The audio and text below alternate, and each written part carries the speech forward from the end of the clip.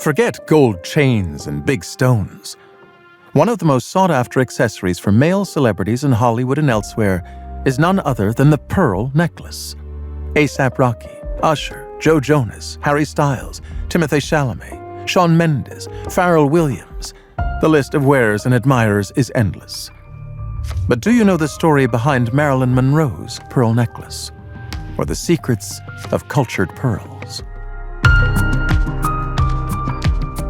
You're listening to Voice of Jewels, a podcast from L'École School of Jewelry Arts, supported by Cleef Arpels.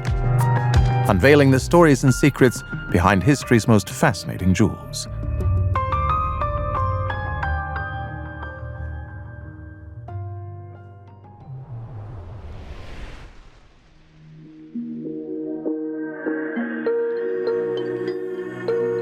Japan, 1954.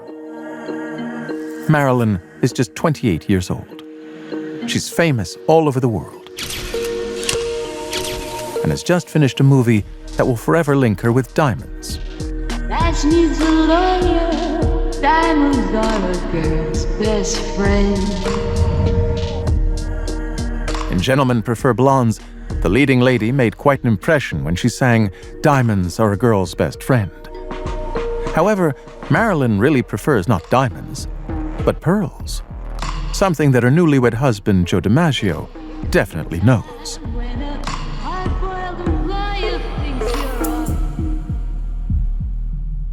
So long before the 20th century, you can take actually any year in the history of art, there will always be pearl around. Léonard Pouy, professor of art history and content and transmission manager at L'École School of Jewelry Arts. Pearl never came out of fashion. They were always luxurious, always beautiful. They changed shape, they changed their color, they followed the styles, they followed the fashions, but they were always there, even more than diamond, actually. And pearls are the biggest concurrent, the biggest opponent of diamonds until the 20th century. And because of this value, because of this prestige, because of their rarity, of course, men will try to create this phenomenon, to implant pearls inside of oysters.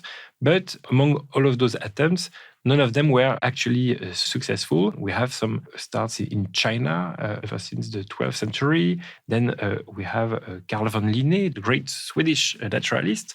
Thanks to him, we know many names for oysters, actually. They classified them in Latin. We have Bouchon-Brandelli, but it was really until the late 19th century that we only started to have a successful pearl culture. On January 14th, 1954, media darlings Marilyn Monroe and Joe DiMaggio exchanged vows before a huge crowd in San Francisco. The marriage of Marilyn Monroe and Joe DiMaggio attracts a record crowd to the San Francisco court where the ceremony is performed. Nice work, Marilyn, and the same to you, Joe. At just 40 years of age, Joe DiMaggio is one of America's most famous retirees. On the baseball field, he had more hits than any of his competitors. Not surprising, then, that he has been invited to Japan to promote baseball, and perhaps even coach the national team. He invites his new bride, Marilyn, to accompany him for their honeymoon. From this trip to the land of the rising sun, Marilyn's souvenirs are not bats and not baseballs. In a country where the pearl has a very special status, Hollywood's most glamorous actress is about to become the ambassador of Japanese cultured pearls. So among the different regions of the globe which can be associated with the culture of the pearl, we can say, long before the 20th century, once again, we found pearls in Japan. So they're not the same type of pearls that we find in near India or in Mexico or in Middle East. Those would be the big white Akoya pearls. And if you look to the ukiyo-e tradition, so the wood etchers from Japan, like Okusai, great artists like Hiroshige, you'll find almost erotic etchings of those ladies, those amas, which will fish for pearls in the sea, which will come up with their clothes wet, and there is a true sensuality of the pearl that we still feel in Japan today. During their vacation, Marilyn and Joe stay in 2 suites at the Imperial Hotel in downtown Tokyo. For the first week of their tour, they visit military hospitals and the Hiroshima Memorial. Everywhere they go, they are pursued by legions of adoring fans. Marilyn waves to admirers from her bedroom window, a bright smile on her face. But in reality, she feels tired. In a few days, she's due to leave on a whirlwind tour of Korea. There, she will perform in front of hundreds of thousands of American servicemen. A daunting feat.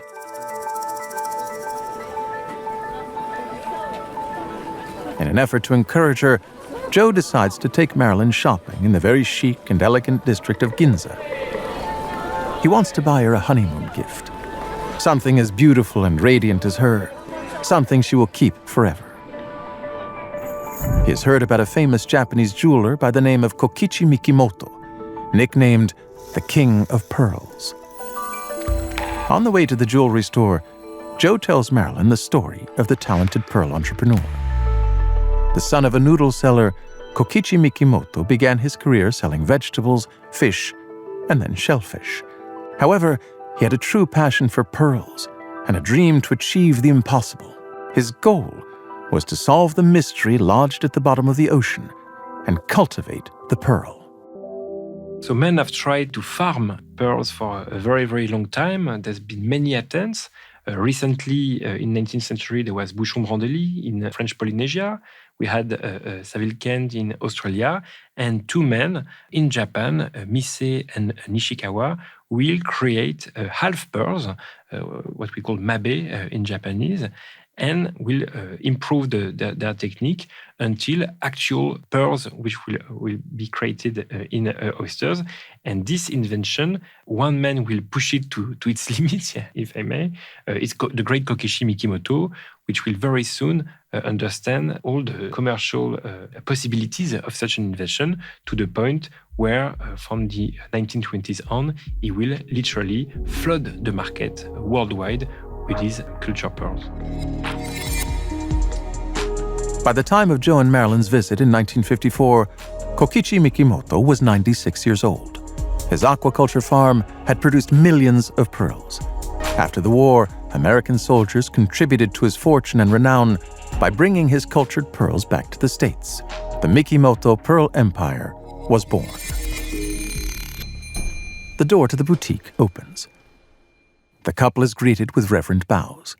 The array of jewelry in the store takes Marilyn's breath away. Her eyes dart from earrings to brooches to tiaras, and then back to the necklaces that boast a luster she has never seen before. To impress the couple even more, the store director tells them the story of Mikimoto's creation for the New York World Fair of 1939. He had a bell made, measuring almost a meter in diameter, which he covered with over 11,000 cultured pearls. Everything is magnificent. Marilyn is lost for words. Finally, she asks a somewhat naive question. All these pearls are fake, aren't they? Excuse me, madam, the director replies, but these are real cultured pearls. The only difference is that we no longer need to dive to the bottom of the sea to find them. We have perfected a unique method of inserting a mother-of-pearl bead carved from the shell of a Mississippi mussel inside the oyster shell. Then all we have to do is wait for a pearl to form. In 2 years, the pearl emerges from the sea, perfect in every possible way. Kokichi Mikimoto is a businessman genius, and he will understand, he will realize how valuable those patents are, the patents for the creation of culture pearls, and he will own this patent for a very long time, making him the leader on the culture pearl market. Basically, the idea to create a pearl, to have a cultured pearl, is quite simple. It's just very hard to do. You just need to implant external element inside the oyster, and around which the epithelium cells will create a nacre. But the problem is that oysters are very fragile, and you need a special condition to do so. And also you need to wait for a long time, because you can only reach around 1 millimeter of mother of pearl per year. So it takes some time. It's like whiskey. You need to wait for many years before you know what you get. Sometimes it will be perfect, sometimes it will be wrong, but you cannot open your oyster every day to check the material. But the actual process is simple. You can insert a seed pearl inside of an oyster without hurting it, and then it will slowly, little by little, create a pearl around it inside of the oyster's mantle.